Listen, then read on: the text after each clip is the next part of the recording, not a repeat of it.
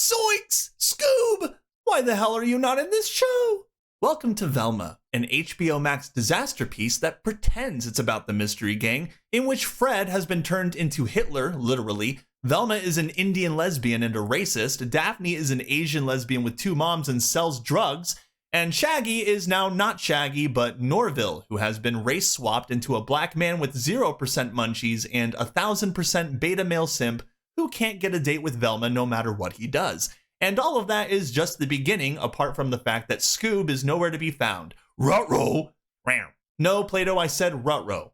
If you were expecting or even hoping that this show would in any way resonate with the original Scooby-Doo series, then you might as well rip that band-aid right off. This is Scooby-Doo for adults, Mindy Kaling says, because an adult show by her standards is a show in which each and every character is immature, racist, stupid, and extremely violent for no particular reason. None of the characters are recognizable to their original Hanna-Barbera counterparts, and they're cruel, perhaps evil. Especially Fred, who is mindlessly toxic, in addition to that, a moron. Absolutely unrecognizable in every way. I don't think anyone in this show watched the original series, I really don't. Mindy Kaling has, in every sense of the word, destroyed our Scooby-Doo franchise in a matter of mere minutes. She's done such a great job of disfiguring our childhood joy that Taika Waititi is probably drooling jealously in the background right now. She ruined their mythos in a minute, baby! Yeah! I wouldn't even consider this an actual show in its own right. It's clearly just Mindy and apparently HBO Max getting revenge on diehard fans of Scooby-Doo for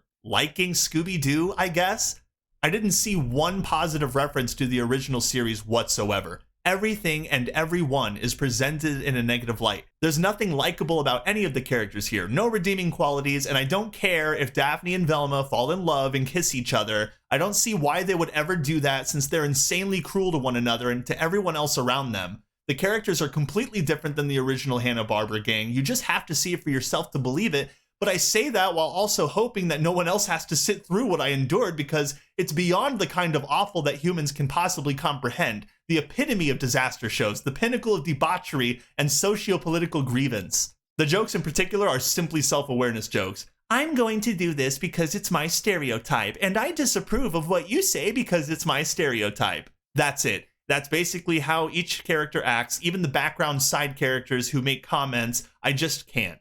There is no comprehensible plot to speak of outside of a murder mystery involving corpses with missing brains, which is ironic and maybe intentionally so, since Velma as a series doesn't have a brain either. The plot, if you can even call it that, is hard to care about when every 2 seconds there's a cringy self-aware joke that completely takes you out of the immersion, if there is any immersion at all to begin with. In fact, the show is so saturated with the worst jokes I've ever heard in my life that it's almost impossible to follow the show or the character arcs at all.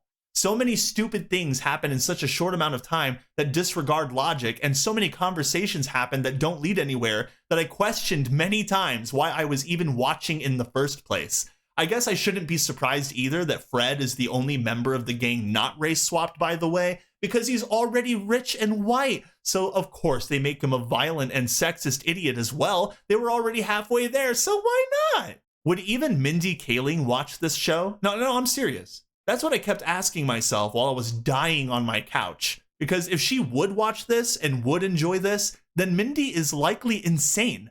And I mean that. And anyone who was involved in the production of this, whoever threw money at this, is just as hateful and insane as she is. What an insult. An insult to HBO Max subscribers, an insult to Scooby-Doo fans, an insult to anyone that dreamed of getting their show made on platforms like HBO Max, who actually had good ideas, who got sidelined so that this garbage could see the light of day instead. Listen, you don't have to agree with me politically on anything. We don't have to agree on anything at all, but we can still find a reason to enjoy the original Scooby-Doo series, okay? What was so wrong with it that HBO Max and Mindy Kaling felt they had to change so much about it? I can't even fathom why they would do this. It's obviously a dead-on arrival, a failure right out of the gate, and they had to have known because it was awful. It meets no animation standards whatsoever. The animation is new, but somehow looks worse than the animated show from 1969.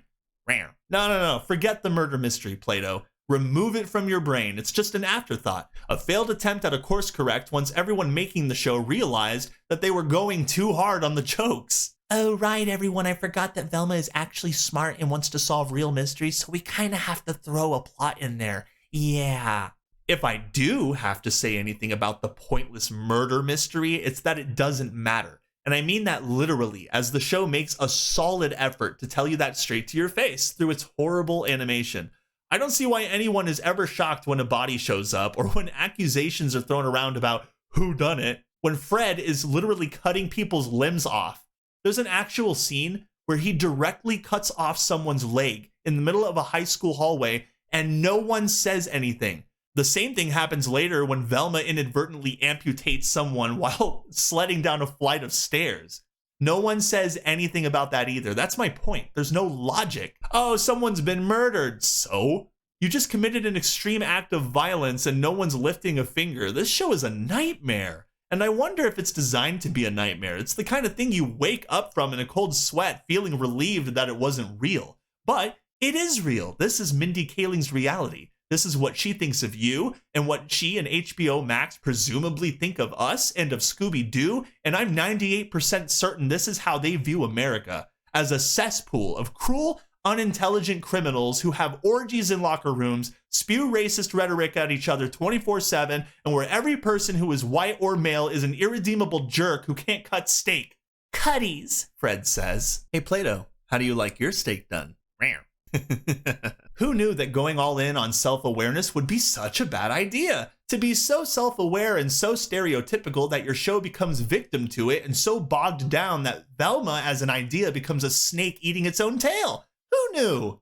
Mindy Kaling is evil. She really does hate us all, and I'll gladly admit that outside of The Office, I have not watched anything that she has been in. And maybe I dodged a bullet by not doing so, because I laughed when I heard the words Scooby-Doo for adults.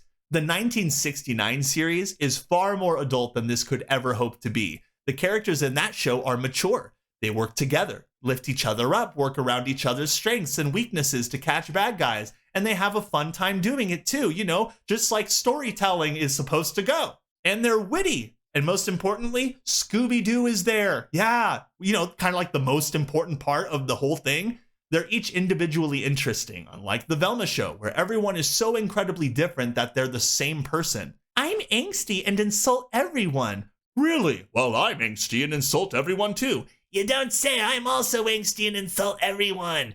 Do not try to overthink this series. Do not try to look deep into it to find meaning, because you can't. The smart thing you can do to survive the first 2 episodes is to forget everything you know about storytelling. Shut your brain off and consume product.